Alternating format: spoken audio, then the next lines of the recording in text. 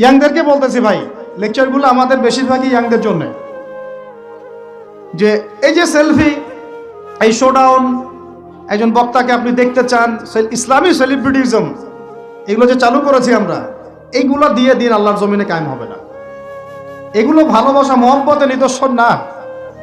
সত্যি সত্যি যদি আমাদেরকে আপনারা মহব্বত করে থাকেন, এমনভাবে নিজেকে গড়েন যাতে বাইতুল মুকাদ্দাস জয় করতে পারেন। ওই দিন বুঝবো যে আপনারা আমাদেরকে মহব্বত করেন, আমাদের কথা শুনেন, মানেন, বুঝেন।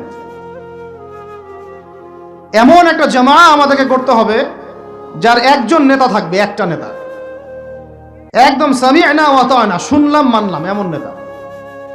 এত ইখতিলাফ, এত বিভক্তি চলবে না। মানে বিভক্তি, ইখতিলাফ থাকতে পারে মাসলা মাসাইলের ব্যাপারে, ফিকহি ব্যাপারে, কিন্তু এই এত দলীয় বিভক্তি থাকা যাবে না। এক টেবিলে আলেমদেরকে বসতেই হবে। আলেমরা যদি এক টেবিলে না বসে ঐক্যের দৃষ্টান্ত স্থাপন না করতে পারে, জনগণ ঐক্যবদ্ধ হতে পারবে না। বাংলাদেশের সবচেয়ে বেশি দরকার এখন ওলামায়ে কেরামের ঐক্য। আমরা যারা ছোটরা আছি, আমাদের মূল কাজ এখন এইটাই, আমরা এটাই ফিকির করি কিভাবে আলেমদেরকে একটা জায়গায় বসানো যায়। আলেমরা যদি ঐক্যবদ্ধ হতে পারেন, জনগণ একদিকে ফোকাস করে চলতে পারবে ইনশাআল্লাহ। এবং তাদের মধ্যে যদি একজন আমির নিযুক্ত করা হয় এবং তার কথা যদি আমরা সূরাভিত্তিক মেনে চলি, ইনশাআল্লাহ বাংলাদেশ কেন, পুরো বিশ্বে দিন কায়েম করা সম্ভব। আমরা এই দিক থেকে আমরা মোটামুটি 20-30 বছর পিছায় আছি এখনো। বুঝতে পারছেন না আমার কথা? এই দিক থেকে দেখেন, আল্লাহর নবী সাল্লাল্লাহু আলাইহি ওয়াসাল্লাম মক্কাতেও সাহাবীদের মধ্যে কখনো বিভক্তি হতে দেন নাই। একজন নেতা, তার আন্ডারে সব সাহাবীরা বায়াত করে আছেন হাতে হাত রেখে, ব্যাস যা বলবেন তাই। ডানে যাইতে বললে ডাইনে, বামে যাইতে বললে বামে। মার খাচ্ছেন, যদি নবীজি বলেন হিজরত করে চলে যাও, হিজরত করে চলে গেল আবিসিনিয়ায়, তাই না? আর যদি নবীজি বলেন সবর করো, সাবরান আলা ইয়াসির ফাইন্নামা ওয়াইদাকুমুল জান্নাহ, সবর করো তোমাদের জন্য জান্নাত, সবর করতেছেন, মার খাচ্ছেন, তাও কোনো কথা বলতেছেন না। এইরকম সামি'না ওয়া আতা'নার জেনারেশন না থাকলে দিন কায়েম হয় না, যেটা আমাদের বিগত 50 বছর আমরা করতে পারি নাই। এটাই সত্য কথা। এটা করার জন্য সবার আগে আমাদের মনের হিংসা দূর করতে হবে। কি দূর করতে হবে? মনের হিংসা দূর করতে হবে, মনের অহংকার দূর করতে হবে, নিজেকে ছোট মনে করা শিখতে হবে। আমি ছোট মানুষ, বড়রা যে দায়িত্ব দিবেন সেটা পালন করব।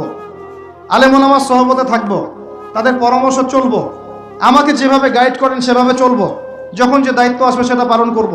চিন্তা এরকম না থাকলে আপনি চলতে পারবেন না, বিদ্রোহী হয়ে যাবেন তখন। বেয়াদবি, এই যে প্রথম একটা কথা বলছি, বেয়াদবি। আমরা অনেকেই বড় বড় বরেণ্য আলেমদের সাথে বেয়াদবি করছি, তাদের মানিজ্য হানি করছি। অনলাইনে লাইভে চলে আসলাম, একটা কথা বলে দিলাম, একটা পোস্ট দিয়ে দিলাম, ভাবছি আমি ইসলামের বড় উপকার করে ফেললাম। আদতে আমি বিশৃঙ্খল একটা অবস্থা ছিল, আরো বিশৃঙ্খলতা বাড়ালাম। আমি কাছাকাছি তো আনতেই পারলাম না। কিছু মানুষের কাজ দেখলে মনে হচ্ছে যে তাদের একটাই কাজ। কি একটাই কাজ?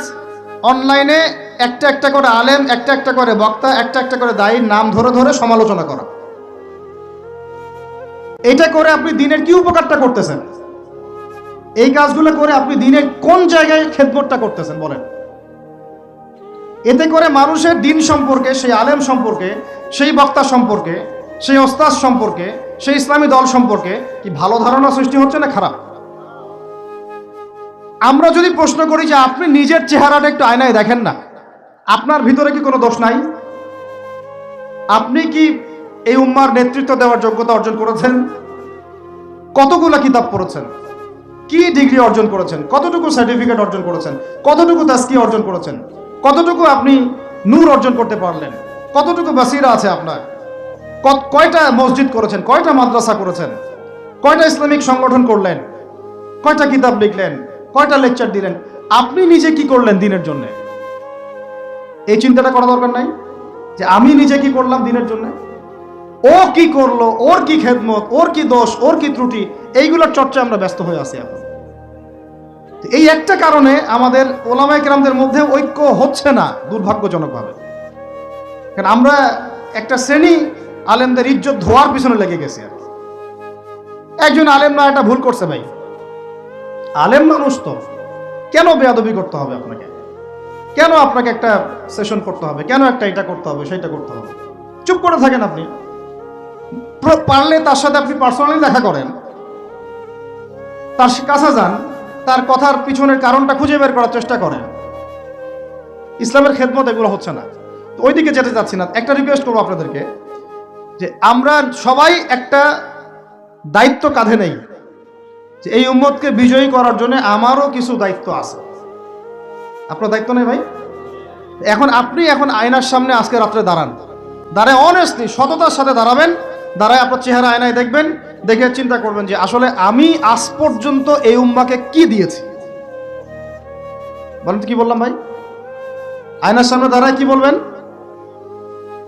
আমি আদনান, আমি আব্দুর রহমান, আমি আব্দুর রহিম, আমি অমুক, আমি তমুক, আমি ইসলামকে, উম্মাকে, আল্লাহকে, রাসূলকে কি দিয়েছি এই পর্যন্ত।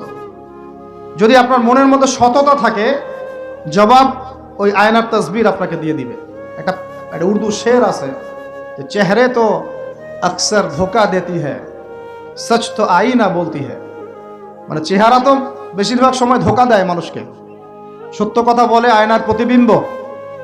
তো আল্লাহর ওয়াস্তে নিজের আত্মসমালোচনা করি, আমরা উম্মাকে কি দিলাম এটার ফিকির করি। এখন যদি উত্তর আসে যে আমি অনেক দিয়েছি উম্মাকে, আমি একদম কামেল হয়ে গেছি, তাহলে বুঝবেন আপনার মধ্যে ইবলিসের চরিত্র আসছে। ইবলিসই বলতে পারে যে আমি সবার চেয়ে শ্রেষ্ঠ। ওই যে বলে নাই, আনা খায়রুম মিনহু, আমি আদমের চেয়ে শ্রেষ্ঠ। খলাকতানি মিন নার, আমাকে আগুন দিয়ে সৃষ্টি করেছেন। খলাকতাহু মিন তিন, তাকে মাটি দিয়ে সৃষ্টি করেছেন। এই কেবার যদি চলে আসে, বুঝবেন আপনি ধ্বংস হয়ে গেছেন। ফেরাউন বলেছিল আনা রব্বুকুমুল আ'লা, আমি তোমাদের মহান রব। নাউযুবিল্লাহ। আর একজন আল্লাহর বান্দা খালি বলবে আল্লাহুম্মা ইজআলনি ফি আইনি সগীরা ওয়াজআলনি ফি আ'য়ুনিন নাসি কাবীরা। আল্লাহ তুমি আমাকে নিজের চোখে ছোট বানায় দাও, আর অন্য মানুষের চোখে আমাকে বড় বানায় দাও। আমিন। তো আত্মসমালোচনা করতে হবে কিনা ভাই? এখন যদি আমার উত্তর আসে যে না, আমি তো আসলে ভাই কিছু করতে পারি নাই, এই টুকটাক কিছু লেকচার দিয়েছি, এতটুকুই, এখনো আমি উম্মাকে ঐক্যবদ্ধ করতে পারি নাই, উলামায়ে কেরামকে এক জায়গায় আনতে পারি নাই, আমি এখনো কোনো ইসলামিক বড় কোনো অ্যাসোসিয়েশন ফর্ম করতে পারলাম না, এখন পর্যন্ত আমি 100টা কিতাব লিখতে পারি নাই, এখনো আমি ইফতা দেওয়ার মতো বা মুফতি হওয়ার মতো যোগ্যতা অর্জন করিনি, এখনো আমার কোরআনের কত জ্ঞান শেখা বাকি, কত আলেমের সোহবতের থেকে নূর নেওয়া বাকি, এখনো কত দূর যাওয়া বাকি। এই চিন্তাগুলো যদি মনের মধ্যে আসে, তখন দেখবেন রাতে আপনার ঘুম হারাম হয়ে গেছে। তখন আপনার প্রচেষ্টা চলবে ইনশাল্লাহ কিভাবে এগুলো আপনি অর্জন করতে পারবেন। ওই গুটি কয়েক মানুষকে দিয়ে দিন কায়েম হবে ইনশাআল্লাহ। আমার কথায় রাগ করলেন নাকি? একটু মন খারাপ করলে আল্লাহ পাক ওই ওসিলায় যদি আপনাকে আবার দিনের দিকে নিয়ে আসেন, আমার লেকচার ওয়াজ করা সার্থক। একটু আঘাত পাইলে আমি খুশি হব। সরকার, প্রশাসন, জনগণ, আমাদের মা বোন, আপনারা, আমাদের পরের প্রজন্ম, কেউই আমাদের শত্রু না। আমাদের শত্রু বরং আমার বা আমাদের চেয়ে ভালো কোনো বন্ধুই নেই আপনাদের। আমার বা আমাদের চেয়ে ভালো কোনো বন্ধু নাই আপনাদের। যারা আছে এদের ব্যাপারে একটা স্টেটমেন্ট বলে দিই আমি, যে তুঝ জैसा दोस्त हो তো দুশ্মন কি কোই জরুরত নেই। ওইরকম বন্ধু যদি থাকে তাহলে দুশ্মনের কোনো দরকার হবে না। এই বিশ্বে যারা পশ্চিমাদেরকে বন্ধু বানাইছে ওদের কোনো দুশ্মনের দরকার নাই।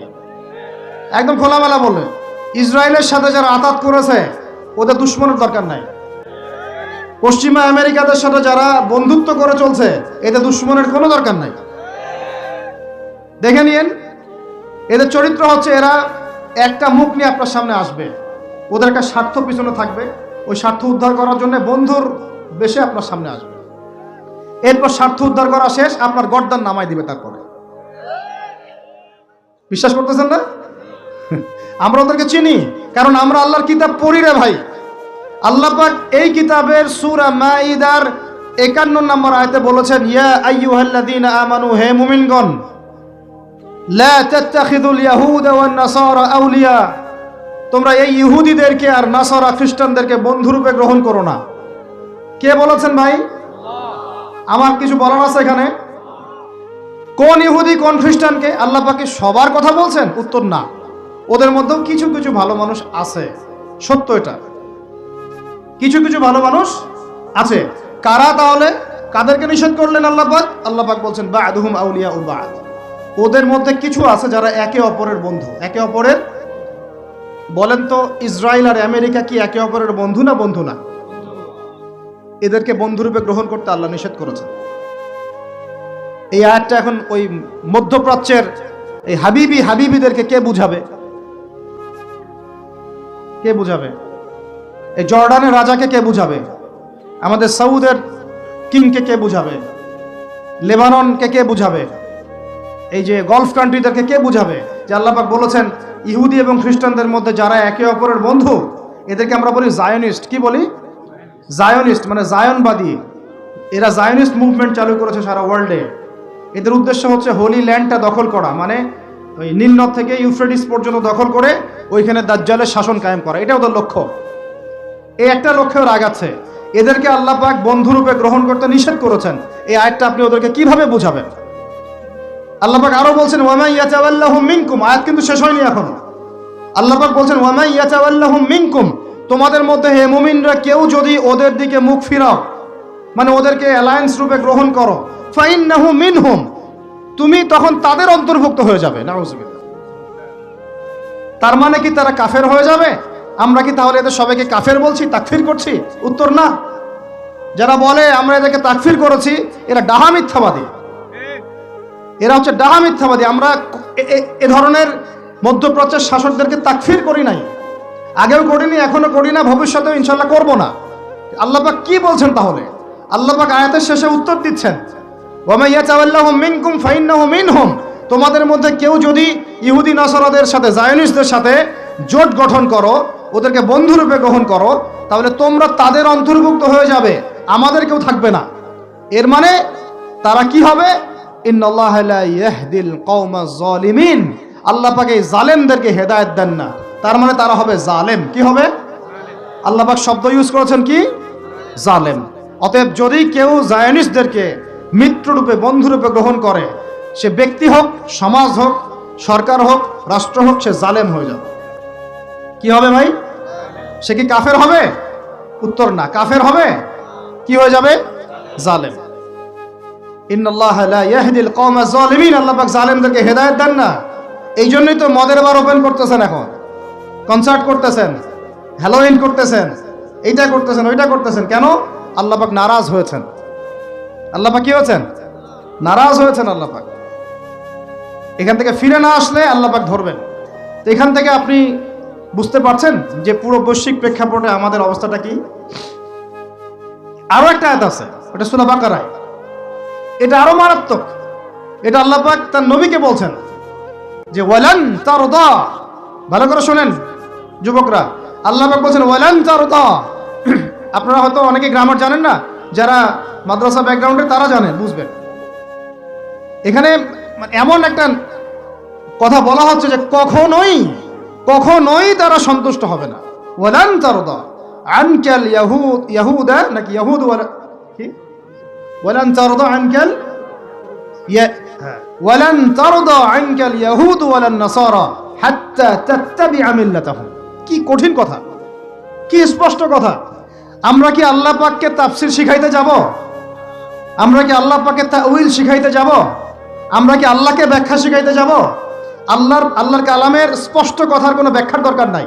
এটা তো আয়াতুল মুহকামাত, এটা তো মুতাশাবিহাত আয়াত নয়। আল্লাহ পাক বলছেন ওয়ালান তারদা, কোশ্চিন কালেও সন্তুষ্ট হবে না, আনকা, হে নবী, তোমার উপরে। কারা সন্তুষ্ট হবে না? আল ইয়াহুদ ওয়ালান নাসারা, ইহুদি এবং নাসারারা। এরা কোশ্চিন কালেও তোমার উপরে হে নবী সন্তুষ্ট হবে না, হাত্তা তাত্তাবিআ মিল্লাতাহুম, যতক্ষণ না তুমি ওদের মিল্লাত, ওদের ধর্ম গ্রহণ করছো। আর কিছু বলতে হবে ভাই? হ্যাঁ, আপনি যদি এখন ওদের সব, ওদের শিক্ষা, ওদের সংস্কৃতি, ওদের রাজনীতি, ওদের বিশ্ব রাজনীতি, ওদের কূটনীতি, ওদের মানে যা যা আছে, ওদের যা কিছু আছে, দর্শন, এগুলোর সামনে আত্মসমর্পণ করেন, বলেন হ্যাঁ এগুলো খুব ভালো, আমরা এগুলো মেনে নিচ্ছি, হ্যাঁ তোমরা আমার দোস্ত বন্ধু, ওরা আপনার কোনো ক্ষতি করবে না। কোনো ক্ষতি করবে না।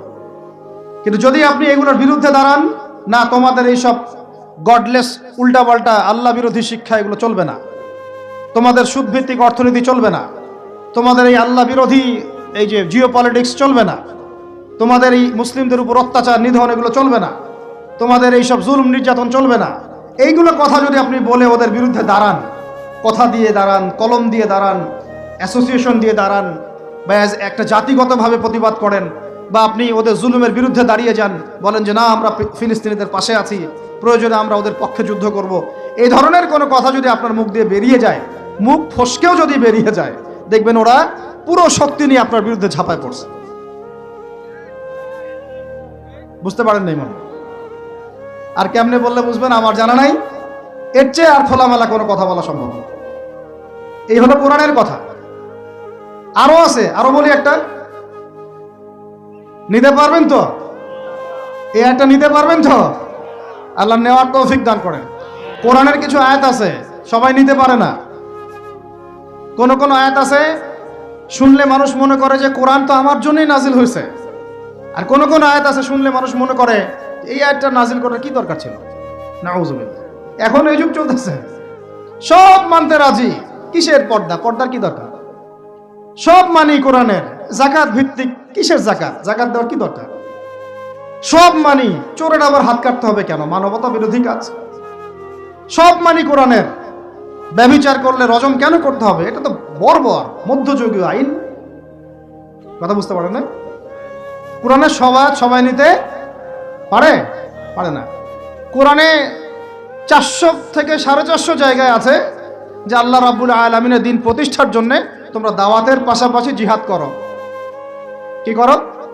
ওই শব্দ নিতেই পারে না মানুষ, শুনলেই যারা ইসলামের বিরুদ্ধে আছে, সরাসরি বিরুদ্ধে আছে, ওরা তো এমনি নিতে পারেই না, এটা আলাদা বিষয়। যারা দাড়ি টুপিওয়ালা কালিমা পড়া কিছু মুসলমান আছে, মুনাফেক নামধারী মুসলমান, এরাও নিতে পারে না। দেখেন নাই কি অবস্থাটা হইল অক্টোবর মাসে, এই যে প্যালেস্টাইন ইস্যু নিয়ে এই প্রকাশ্য একটা জিহাদ চলতেছে ইহুদিদের সাথে, একদম স্পষ্ট, সবাই চিনতেছে কারা হকপন্থী কারা বাতিলপন্থী। একটা মানুষ যে নামাজ পড়ে না সেও চিনতে পারতেছে যে হ্যাঁ এরা জালেম, এরা মাজলুম, তাই না? প্রশাসনের 98% ভাই এটাই বিশ্বাস করে যে ইসরায়েল জালেম, এই ফিলিস্তিনের ভাইরা মাজলুম।